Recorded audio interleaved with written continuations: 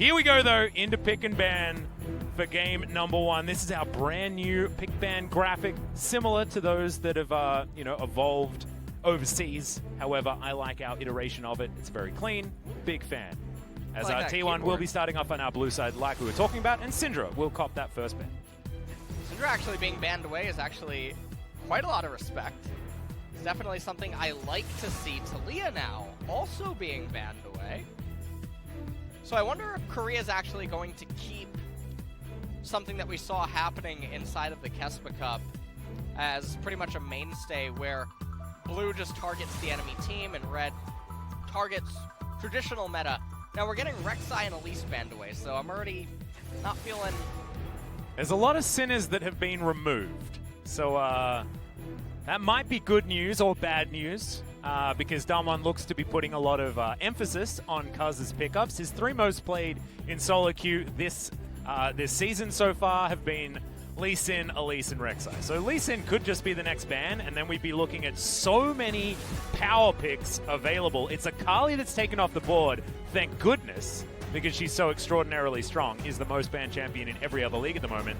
But T1, considering the set, and they'll lock it in. Noguri right now has 100% win rate on set, and this is largely a pick away, but Roach has been playing a lot of him as well. Soraka annihilates him in top lane. I imagine she basically invalidates him, but instead... We're getting a large dose of new champions, and thankfully I have LS with me to talk about Aphelios. He is definitely the forefront of any sort of Aphelios analytics at this point in time. Ignore what Reddit has to say and ignore what he said on his stream.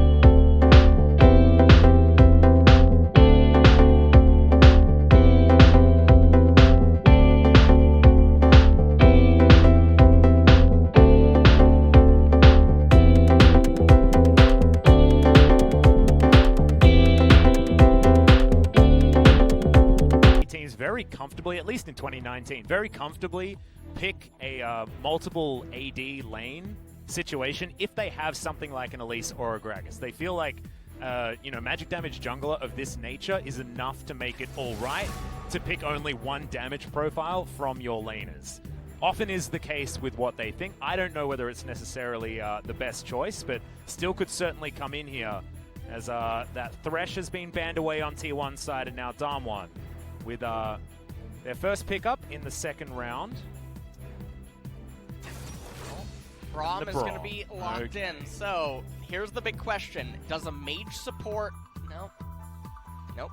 Leona's probably up there when it comes to the tank supports though, right? She is. Yeah. She is. Doesn't mean it's okay. So give me Fakey Yasuo right now. Do it, T1. The whole thing about Damwon is they're all extremely short range, even Aphelios, outside of when he has that other gun available. Don't even ask me the name, okay? But wait, is it the Gravitum, the Infernum, the Crescendum, the somethingdom? Lady Antebellum? What?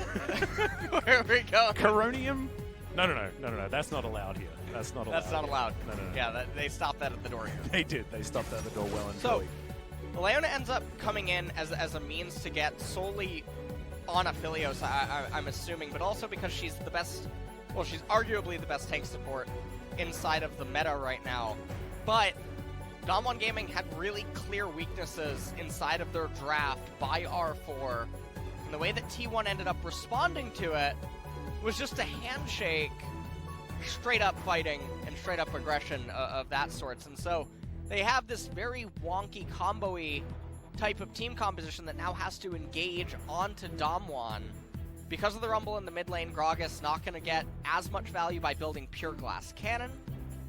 And so that'll be something that is obviously going to weaken him ever so slightly. There's also a lot of champions on the side of Damwon that Set does not personally like going up against. The thing that I do like about T1's composition is the Wombo is just despicable. You layer, like, on top of the ultimate coming out from Set, you can then put down the bullet time, the equalizer, like everything can pile in. You can follow up the CC with the solar flare coming out, and then Cuz can potentially ruin it all with a gigantic cask into that pack up of champions. But there is a lot of AoE damage and a lot of mid-game focus from this T1 composition. So if there's ever going to be that time where a Cinecomp could potentially work, it's with a lot of these champions paired on top of each other that can fight around 25 minutes extraordinarily well. And that's going to be the main question here. Damwon has an extremely scary 1.5 item team comp, 2 item. They have some split push access, but again, it's all going to come down to T1's engages. We're going to see what that ends up meaning for them. Well, here we are onto the Rift for game number 1 of LCK Spring 2020. Not going to be too many fan chants here. We could fake it like we did in the Kesper Cup, but I don't want to, because I want the fans to be able to, you know, really come in and give it their all with the fan chants when they're finally allowed into LoL Park. If you are one of our global fans that traveled out here to Korea, I know there's a few of you that were looking to try and get access to a few of these games. We're really sorry that this has ruined at least the League of Legends side of your holiday, but I hope you're still enjoying the show regardless. And come down to LoL Park. There's a lot of cool stuff to see, even if you can't get into the arena. I just want to point out that it seems like Teddy's misfortune is having a bit of flatulence. Yeah, there are some issues down there. Nuclear as well is just switching weapons as much as he possibly can. Taco Bell was having a discount before the match. For her, I'll tell you that much. Whoopsies. All right, well, looks like Gragas is going to be starting on his blue camp. And we'll have to see how everything ends up transpiring. Mountain Drake going to be the first one of the game. So we'll see who ends up getting some value from that. Now, Roach up here in this top lane is not actually going to be going the Inspiration Tree. He's also not going to do the adaption that some Korean sets have been doing, which is Gathering Storm Transcendence. Okay, yeah, not going to go into the Sorcery Tree here. He does get a decent punch onto Noguri, but Noguri doesn't seem too worried about that. Mordekaiser often pretty comfortable into melee matchups. How's the Set matchup for a Mordekaiser? Have you experienced this one so far? I've played it quite a bit, and I've seen it in solo queue. Set's definitely favored in the laning phase. Mm-hmm. And then once Mordekaiser completes his first item, Set can lose. And then Set can bring it back at later points inside of the match. So Set's favored for about the first 15 minutes, and then Mord sort of takes over, depending on how Set itemizes. Now, however, because of the Ryzen Mordekaiser aspect, that's a lot of magic damage. Oh, yeah. And also because of the amount of CC that Damwon has, Roach can definitely be incentivized to stack X-Drinker into Merc Treads and get those resistances to remain super relevant and actually maybe even stifle Mordekaiser's spike. Well, you saw Nuclear did safely make it to level 2. Of course, Aphelios doesn't exactly have the strongest level 1, lacking a button and all that. You can, of course, swap your guns over and over again, but it doesn't do a massive amount. See how this lane is going to pan out, though. I'd assume that Teddy and Effort should have a little bit of early game control. The Haymaker and the Death's Grasp coming down, but Noguri is very comfortable in this lane at the moment. That was a really bad trade by Roach. I have no idea why he Haymakered that early. That was definitely not part of the combo. No. It's supposed to be, I assume, utilizing the shield. Yeah. A little bit better than that. Or just the true damage in general. Utilizing the grit, that would be... All right. Just things should have been better in that moment. A lot. Yeah, he's trading in very bizarre ways from the get-go. He's also down, actually, quite a bit of CS. We've only had 4 waves up until this point. So he gets actually a pretty good trade, though, right there. Yeah, that was a better one. He actually utilized the shield, at least proportionally. It looks like Noguri doesn't seem to mind too much, ahead by an entire minion wave at this stage. As Faker and Showmaker going basically CS for CS. And Teddy a slight advantage towards the bottom side and gets a cheetah recall as well, as you can see. And will move back with some boots and a longsword. He's going to be back in the lane. Everything is completely fine. So, I mean, this is quite literally the cheetah recall. They come back to a lane state that's favorable for them. MF has better items, and now Nuclear. The question that you ask yourself is, do you lose lane control and recall here? Or do you stay in lane? He's down some mana, and then he would also be down combat stats. He just sold his red potion to get tier 2 boots. Okay. And he's changing his guns, and I'm waiting for production to tell me what that means. Still, he's doing his Aphelios research right now as Noguri lands another Death's Grasp. As I think as soon as he hits ult and Roach is like away from his turret, he's just dead. Unless he's able to get himself back to base. But this lane is going from bad to worse, to be honest. Noguri just with a whole bunch of control. Because we have to state again, was probably, that was adorable, was probably our best Gragas in 2019. He played extraordinarily well when he was, of course, playing for Dragon X. Had some beautiful compositions, even with Neon, who wasn't necessarily known as a Yasuo player. Some of their Gragas Yasuo games together were extraordinarily good. So excited to see whether Faker is going to bust out his famous Yasuo as the games go on, but not going to be this game, despite it being available. And Roach gets back to lane, does have himself a Kindle Gem, some extra CDR, certainly something that Set wants to be building up for himself. Well, when I see the Kindle Gem, I already feel like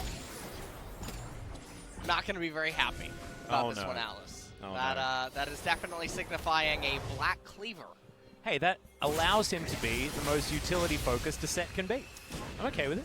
You know what? Let me break this down for you, okay? Yeah, break it down. There's a magic damage mid laner. Okay. Magic damage jungler. Yeah, but Teddy's not magic damage. Okay, Teddy. Teddy. Let me tell you, Set doesn't apply Black Cleaver to lots of targets in a fight. So he just needs to apply it to Teddy's target. There's this really cool feature that Set as a champion has. He builds up grit, and then he can expend it with his W to deal true damage to the reduced armor that is then irrelevant.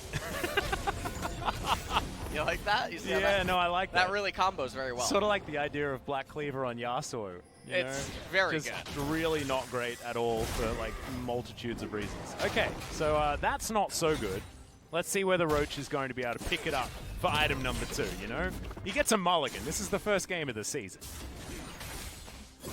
Well, it's not making me think that they've actually researched that well. We have seen players from other regions as well build Black Cleaver. It's just actually bad. Yeah. Well, you know, there's always next game.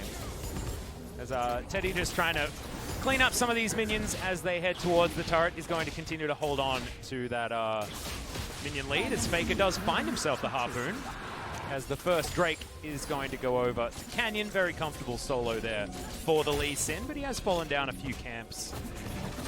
To Cuz, who's been power farming towards that level 6 mark, and has made it a little bit earlier than Canyon. Showmaker gathers his first blue, will go home, has teleport available to get himself towards the lane, and Infernal is going to come in. So we're going to have Ocean Soul or Cloud Soul for our first Soul of LCK Spring 2020. Personally, I would really like to see Ocean Soul. That's the one that would spice things up. Cloud Soul, I like Cloud Soul a lot, dude. The movement speed on ult. you just like it because it matches your jacket. And it's also really good on Mordekaiser. Because he gets to book it after you in the death realm, you know? It's pretty cool. It's Not so great on Showmaker, who gets to, I guess, run fast for a bit until his Realm Warp goes off, and then he's basically doesn't have the movement speed after he's teleported, which doesn't feel great. But Nuclear could utilize it. I think it's all right on Damwon's side.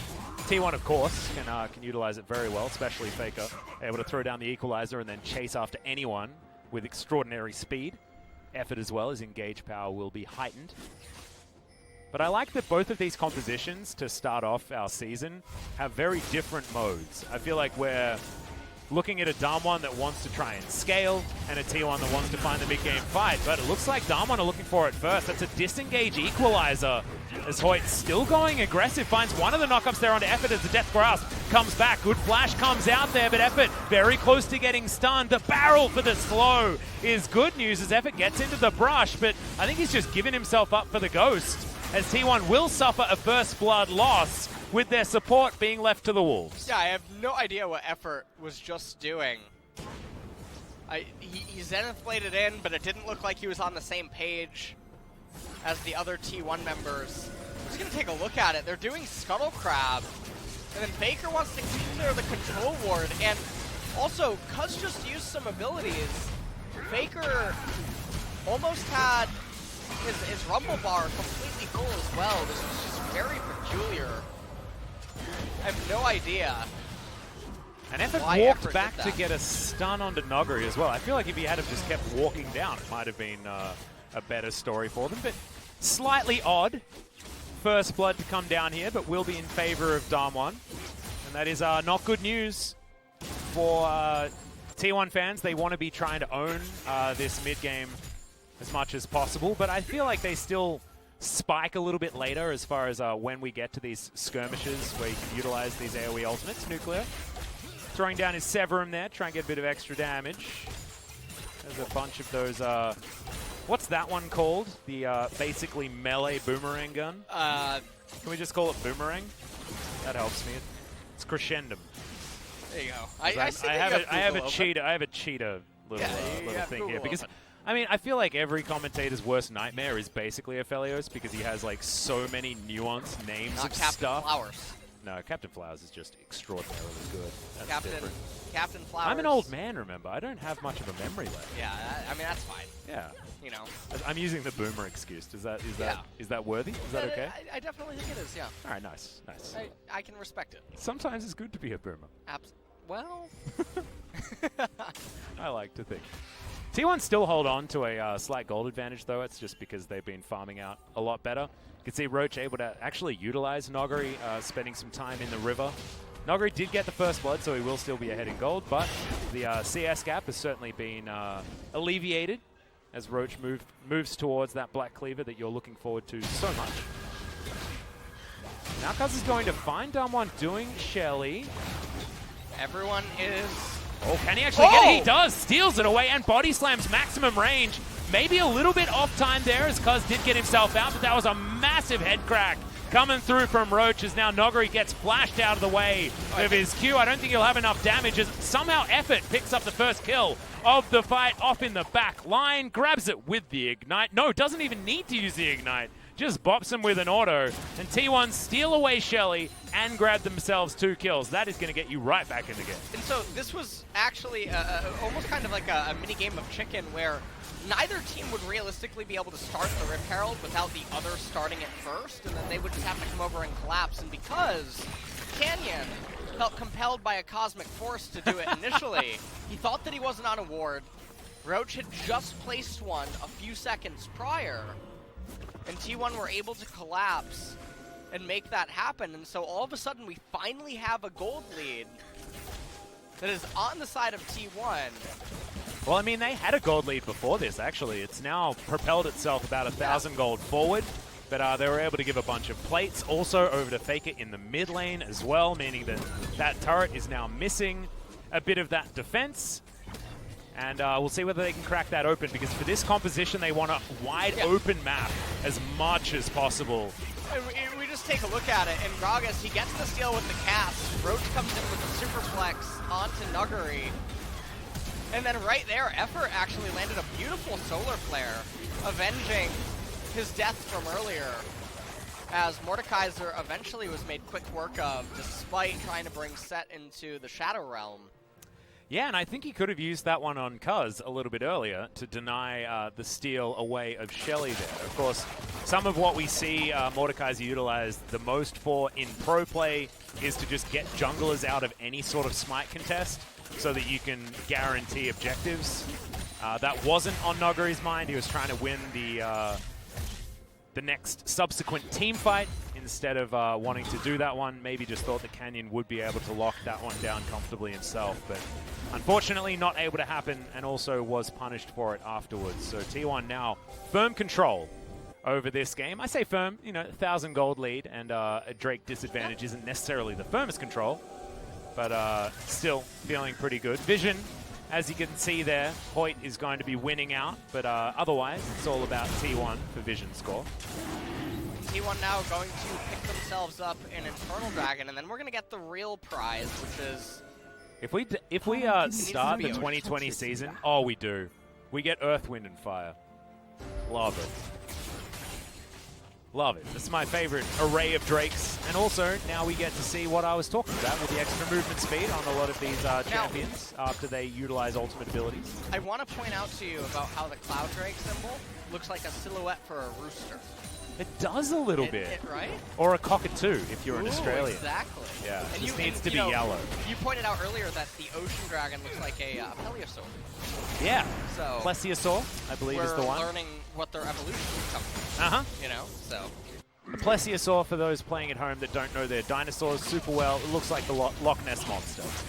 And I believe it was that big thing in Jurassic World that murdered the T-Rex at the end or something like that. Sorry to give away spoilers.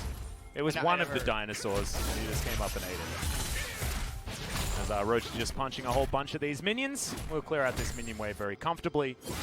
Control ward around near that alcove to stop any funny business.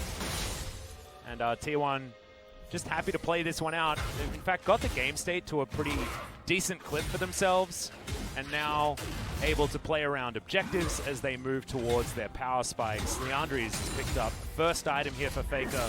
Does so much work for the Rumble. Happy to see it picked up first here. A really nice item to see. Gragas has Predator Boots right now, going to be moving into Zhonya's Hourglass as his second item, but you can already see that there is a bit of magic resistance already built on several members on Damwon. Yeah, not going to be the most high value Sorcerer's Shoes purchase. And there's the QSS by Set. I hate that part, man. What? Set's abilities, the way that they line up, they leave the spellcasters with 4 HP. Oh, no. And then if your minions are attacking them and they're clumped, you can't actually... miss every single one. Oh, it feels terrible. Oh, it feels so awful. So the idea is to give them a little auto attack first, and then boop them together. You could do that, or you can actually put a second point in each. Ah, okay. That fixes it as well. Helps you out. Well, Cuz moving on down, we'll spot a whole bunch of control wards here, defending Nuclear and Hoyt as the Solar Flare does go wide, gets himself the stun, as has to use the cleanse to get out of the way of the Zenith Blade, so effort, not a miss there. Did manage to get himself a Summoner spell in trade for his ultimate. T1 parking themselves around this river. Still 2.5 minutes until the Drake, but it looks like Damwon are considering looking for a fight as Body Slam gets Cuz out of there. And at this point in the game, we're probably just going to be coasting into 2.5 core items and then probably fighting over a Cloud Drake. This is also the part of the game where I talked about earlier. Once Mordekaiser gets his first core item, he usually takes back over against Set. Yep, and right now we're seeing that Nuguri is still good at the game as effort. He finds the Shield of Daybreak. Good flash there to avoid getting booped back with the cast, because Canyon did have to use that though, and won't be able to contest for this Scuttle Crab. Shirley has made her presence known here. Second Rift Herald, of course, is what that means. Shirley was what we decided on during the Kesper Cup, as far as the name of the second Rift Herald. Right? You're still okay with Shirley? I'm okay with Shirley. Okay, good. She hasn't. Okay, well, Emilio's. Okay. He does stuff. He just pressed R to make sure that Showmaker couldn't get to his turret earlier, I guess. Huh. Got a bit of CDR. He was like trying to be the parked car that doesn't move. Yeah, I guess You know? so. That was very strange. It was an odd utilization of that particular ultimate ability, but as you can see, Damwon have actually made themselves catch up in the gold department. Teddy demonstrating why junglers hate their lives at the moment. These camps that respawn only means that the laners are able to pick up the camps more effectively than the junglers. I think, Atlas, I think we almost have it. What have we got? Take a look at Faker's item. Oh, that's Rylai's. That's what you think. That's Rylai's, dude. That's It's all an the Oblivion- components to a No, Rylai's. it's also all the components to the Forbidden Book, that of which we will not speak its name. It's not going to be purchased, LS, okay? He's not gonna going buy to do it, that Atlas. to us. No, he would He's not do gonna that. do it. This is Faker. This is the most popular player in the world, LS. He would never do that to The us. enemy has a Mountain Drake and magic resistances, and he's gonna get the M-Pen. Stop talking about it. It is not going to happen. Faker, Atlas, just go back and complete I don't it. want to talk about Go it. back and complete the Rylai's Crystal Scepter and make us all know how good you are. Needs to get He's the going to get Void Death Snap. Grasp first. As he's trying to run away, Scrap Shield is on cooldown, has to put down the ultimate. Equalizer not necessarily working as Nuguri puts him in the Death Realm, and then in the Death Chamber immediately afterwards. Roach throws down the ultimate though, and that's going to be a kill going over to Teddy. Effort goes golden, trying to keep himself alive, but the Calibrum is there coming in from the back line of Nuclear. Helps take down that kill. It is going to be Canyon that secures it in the end, and this is a big win for Damwon as Shelly is getting to work in the middle. Shelly is furious right now. Oh no! Oh no! Oh no, You saw Faker's it. let us down. I believed so hard. He was supposed to bring balance to the force. He was. Atlas, not. Oh no. Oh man. I'm just Wow. imagining Faker now saying that he had the high ground, but he just died. Look at this moment. Mordekaiser Nuguri came in, he told him don't even try it. And just like Anakin, he'll get burned alive on the lava. It's exactly what happened. Oh no. Roach comes over to try to do some stuff. Now this is actually bad news bears for T1's team composition. We talked about this in the draft phase. They get reliant on Wombo, Faker, and Cuz both not going to be getting to deal a lot of damage because you've incentivized the opponent to build magic resistances. They also happen to win the lottery by rolling a Mountain Dragon. That amplifies it ever so slightly, but when you build something like Oblivion Orb that gives you the magic penetration, and then you're going to complete it into Morello, you're going to lose out on a lot of value from that M-Pen. And now all that you're really getting is Grievous Wounds. No one cares about that. Okay? Well, I mean, These team fights aren't being You conducted saw- via sustain. there is 1/5 Yeah, of break it Nuclear's kit Okay. that gives him healing, okay? Oh, okay. On Q and auto attack. Yeah. All right? Meaning that 8%, by the having way. that denial, What's 8% of 300?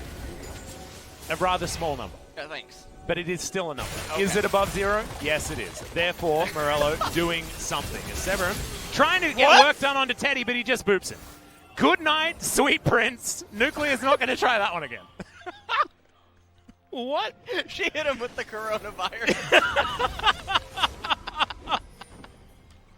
Wow. Oh no. Wow. And Teddy had just completed Infinity Edge. That's when Nuclear like presses tab and goes, oh. Oh no. Oh no. That was pretty impressive, the amount of damage that amassed. Yeah. That's what happens when you crit and press Q at the same time, I guess. You know what that just reminded me of? Did you ever play Super Punch-Out? Yeah, I did. You know Narcissus Prince? Oh, I don't How he remember the looks names. really Damn. fancy Yeah. And like dancing? That's how yeah. Emilio's just Oh, looked? yeah, and that dude, Yeah. you can actually catch him in like an animation Yes, lock yes. and kill him like basically instantly. Yes. Oh, that is what happened. But Nuclear's the one that killed himself on an MF. He walked in, he's like, look at my cool lifesteal gun, Yeah. and then died. Yep. Well, yeah, that was a subpar maneuver You can see actually, as far as the CS is concerned, Showmaker doing great things, now able to take solo gold by killing that turret as well. He's the one true part of the force as we have a look at the pro view. Okay, well. That was a big old crit. Look at a third of his health. I like how Teddy, there was no reaction whatsoever. He might have just said too easy or something. There it is. Little sentry turret coming out there as Nuclear's got his melee gun and switches to the Gravitum here, trying to deter Effort from clearing out his ward. Does so effectively. As now he's going to face check Cuz. Barrel comes in, gets a flash out of the 80 carry. It's exactly what you want. Cuz at the right place at the right time. And also, Roach looks like he's transitioning into tank set. He has now picked up the Spectre's Cowl, probably going to go into the Spirit Visage, and then go on from there while just relying on the Black Cleaver. And I mean, this makes the Cleaver even worse of an item. But I do like Spirit Visage on set. I do like it, yeah. Given his extra health regen that you get from your grip, it can work out. Much like building Spirit Visage on Garen, if you're a Garen player, just feels great to get your health back so extraordinarily quickly. See whether Roach is going to be able to deliver some of the tankier members of Damwon into the team, because I'm looking at it and I'm thinking that as soon as he tries to throw down the ultimate, Noguri just puts him in into the Death Realm, and then he isn't able to do that AoE damage because he's now away from everyone, and that AoE isn't going to be as effective. And Noguri's going to be the target for that. So Roach, you can see he's built a QSS immediately, trying to make sure that that isn't going to happen. And we'll see whether Damwon can fight around that effectively to get their team fight working. Otherwise, T1 might be able to get their wombo that they're looking for. It might be on the cards right now. It's 4 members of T1 now hanging around this Drake that's going to be spawning in 10 seconds' time. And this is what it really is going to come down to, is what is T1 going to do as the game keeps developing? Because from this point forward, Damwon's team composition is going to keep getting slightly stronger. Yeah, Death Realm coming down at exactly the right time for Noguri to deny a lot of that work, as he does use it on the Leona. The 1-for-1 trade is going to be top for support, though, so something that T1 fans are going to be pretty happy about. Now 4 members of T1 not with position on this Drake. Damwon have decided to pick that one up. They've got the Crescendum turret down. Canyon safeguards himself back to his team, as now it's going to be a smite fight. Great door to be held up there from Hoyt, as the Dragon is going to reset. Faker goes golden and flashes to get himself out of the way. That gets him out of the ultimate from Braum as well, and they're able to secure that Drake. So 2 Drakes apiece for both of our teams. And this is a really key victory for T1. It denies Damwon that match point Drake in order to get the Cloud Soul anyway. Yep. And they keep themselves afloat at a really key moment. Mordekaiser not super online yet into becoming a behemoth to threaten so much more than just currently Death Realming and killing one and then dying immediately after. Yep. He's still going to need more. Oh no, they got Teddy. Yeah, got another fight. Teddy stays alive for a little bit longer, but Noguri is eventually going to be able to grab him. I believe that was with the passive, as the stun then lands onto Effort. Baron. It's a 1-2 punch onto the bottom lane, and Damwon should be able to get the Baron. Are they not going to start it? Maybe they're just looking for some more kills here. Faker does have ultimate very, very soon. Fighting in the pit could be dangerous. Noguri has Death Realm available, so they could Death Realm Cuz, and also with the Philios and Leandries on Mordekaiser, plus Rise, this Baron melts like no tomorrow. Now, I know this about Aphelios. The red thing, Baron doesn't like it. Yeah, no, that's a good one onto the Baron. Absolutely right. And you can see it's going down very, very quickly as Roach, I mean, he can get himself in there if he wants to, and does dive on forward, finds the showstopper, gets it into the backline. Doesn't do necessarily so much damage, as the face crack isn't enough, and Roach is going to flash, but still die from the auto attack that was in the air. And now Faker, he tries his hand at stopping this Baron as well, but he's in the Death Realm, and Noguri is going to put him into the ground once again. Effort and Cuz now trying to stop the next attempt on the Baron, but they're just going in one after the other. This is not the coordinated play we want to see out of T1. As now Damwon just turned one more time. Effort going to be punched into the ground. One more. It is going to be the ultimate. The bullet time coming out from Teddy that secures a kill onto Hoyt, but it's not going to secure the Baron. And Damwon do put that one away. 3,000 gold now the lead, and that is only going to expand. And let's take a look at how this all actually ended up happening. T1 wanted to get the gold, and the flash cleanse out of Teddy ends up bopping Canyon, but in doing so, Nuguri able to get onto Teddy, got the 900 gold shutdown, by the way, as then Effort shortly thereafter was locked up. We watch how this follow-up fight ends up being sequenced. Roach goes in for the superplex onto the team, ends up actually pulling them out of the equalizer. Yeah. And so a little bit of anti-synergy there. Set dies inside of the wall, as then Faker gets dogged down by the Mordekaiser. And at this point forward, we're going to look at the items. This is where things start becoming more and more scary for the champions on Damwon, whereas Rumble's going to be basically the same. Set's going to be the same. Gragas Another is the team same. fight here into the mid lane as the equalizer was already down. Nuclear threw out the ultimate, and Showmaker's going to be able to complete that kill. 2-0-4 now on the rise, who is quietly destroying this game. He Flame Horizon Faker at 29 minutes. That's pretty nutty. I mean, the Rumble hasn't been able to farm as effectively as this map has gotten shorter, but still, that is a lot of minions that this Rise has been able to kill for the first 30 minutes of this game. And now Damwon with the Baron buff are going to push towards this outer turret. 3 items now completed on the Aphelios as well. He is very strong and only going to get stronger as this game moves forward. Having a look at the guns he's got himself the Graviton. Helps slow everyone down. See whether he can get those roots in place with the Q as well, whose name I am never going to remember.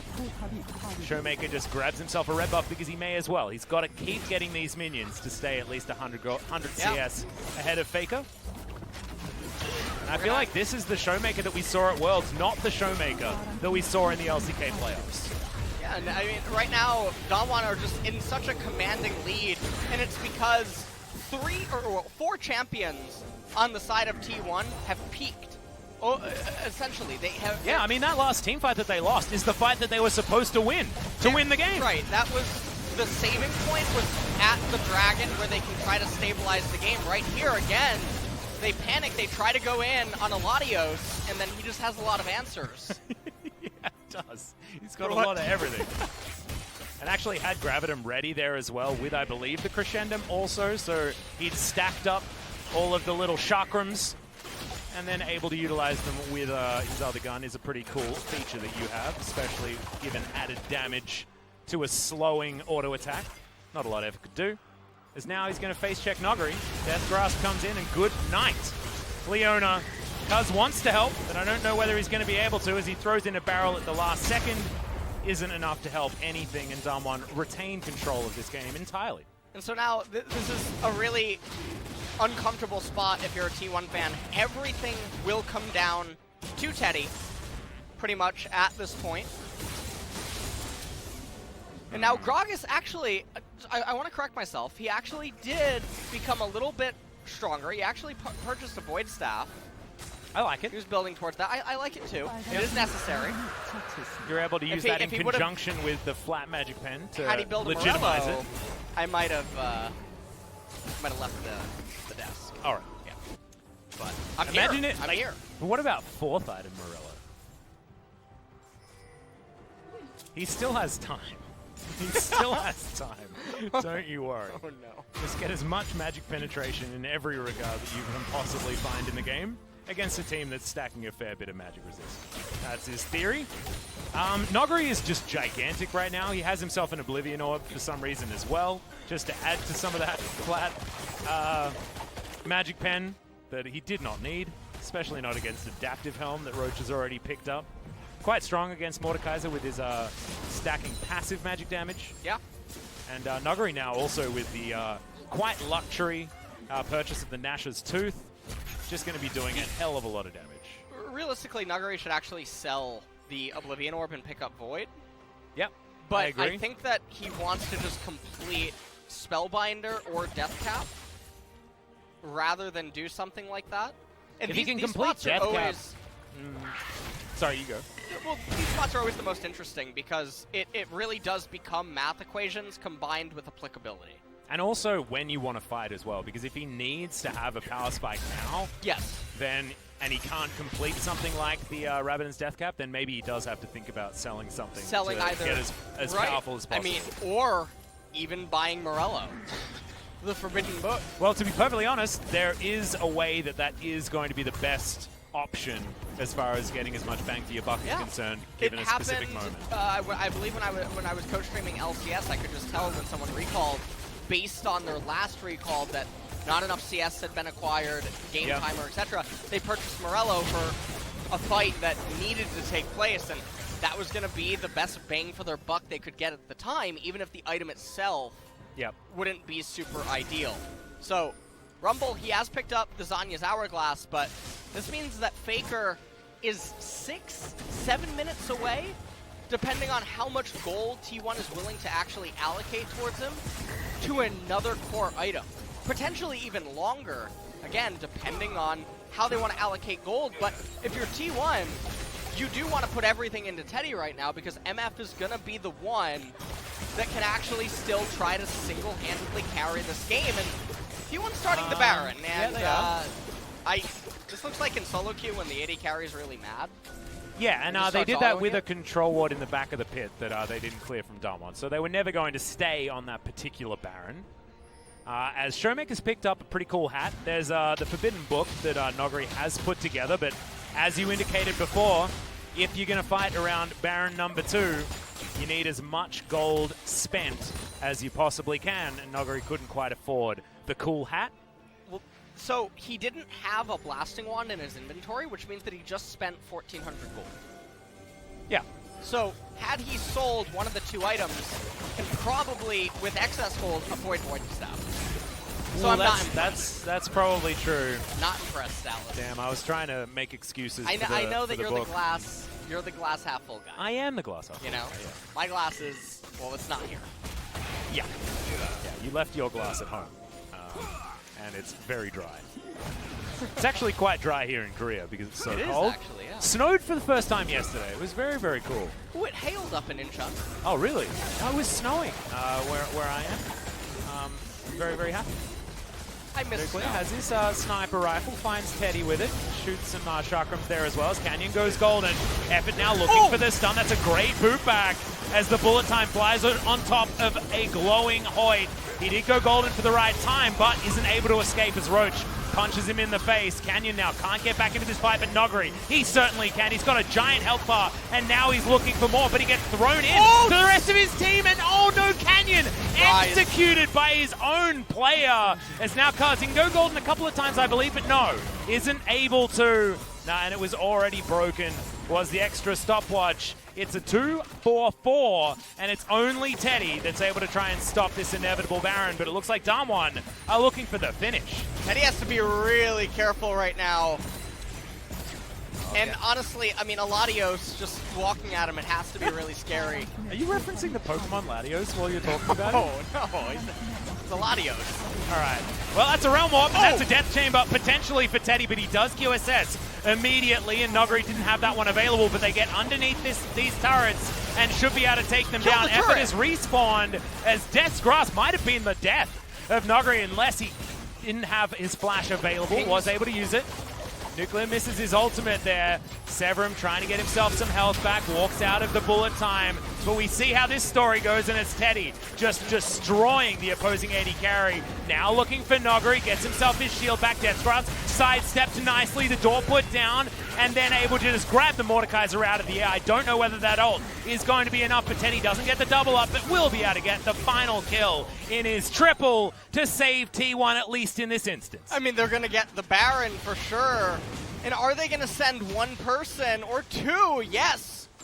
They identify that this is the only line Canyon can actually take, is to try to get that Cloud Dragon. This is an absolute disaster for Damwon. Yeah, they had so many opportunities. They decided to go for an end when it wasn't possible, especially with Teddy there to defend. They took a gamble they didn't need to take. They can easily get the Baron, get the Cloud Dragon as well to boot. That was a throw, man. Yeah, and I mean, also, this is also part of it. Why are you standing this close to MF? Why don't you just get the turrets? It's not something I would expect out of these level players. It's just really greeting Game 1 to kick off 2020. Why are you playing for KDA? Yeah, I wasn't expecting a coin flip moment like this. I was Yeah. expecting this game was going to go to the letter of what these compositions are able to do. And I thought because Damwon had managed to get themselves into a winning location as 5th and 6th items are coming in, they should be able to lock this one down. But now they're staring down the barrel of T1, having an opportunity to get themselves the Dragon Soul. And T1, now with a Baron buff, augmenting this composition. They are just going to run up the mid lane. Remember, there is an inhibitor down in mid, so a possibility that Damwon can utilize that to stop maybe their mid inhibitor turret from going down. But look at this. It's the Teddy show once again on T1's side. It really is. And what this is going to come down to now is, can they just protect Teddy and can he actually still deal the damage? Don't get me wrong, Damwon is still favored in the team fight quite considerably. So Teddy, he's going to need to pull out a miracle. In terms of everything else, Faker did get to another item. He got to the Void Staff. Roach picked That's up an a equalizer Warning doing Mail. nothing there in the back Yeah. line. It was trying to at least secure this inhibitor turret as Roach doesn't land the face crack. They are able to take down that inhibitor turret. Super creeps have been dealt with. Now Damwon look for the death grasp. They get it onto Teddy. And he doesn't No have Flash. Death Realm just yet. He does have the Mercurial Scimitar, so not going to be a Death Realm target. Now, it would be wise to just wait the 1 minute, let the Baron dissipate, give up the middle inhibitor. Doesn't matter if you lose it. Game is not decided over losing middle inhibitor. Well, that's a decent cast there onto Nova. He's They chased. got He's Teddy! Teddy is thrown back into the team and destroyed by the Aphelios. It might be his time as the ult comes down. Massive damage onto Effort and to Cuz, but it looks like the disengage was successful. Realm Warp, though, says no as Showmaker dives on top of Faker. He has another equalizer, but it's not quite doing enough as Canyon might burn down to the flames bit of it, but no, it's going to be Showmaker that locks down the Rumble, and now Roach not very far to go. He'll get stunned up, he'll get destroyed. Haymaker not going to do anything as now Effort trying to hold on to minion waves to deny the end of the game. They have minions, though, so it doesn't even matter. Even without the minions, they would be able to end this with Braum tanking because that turret is on its last leg. No one's coming up.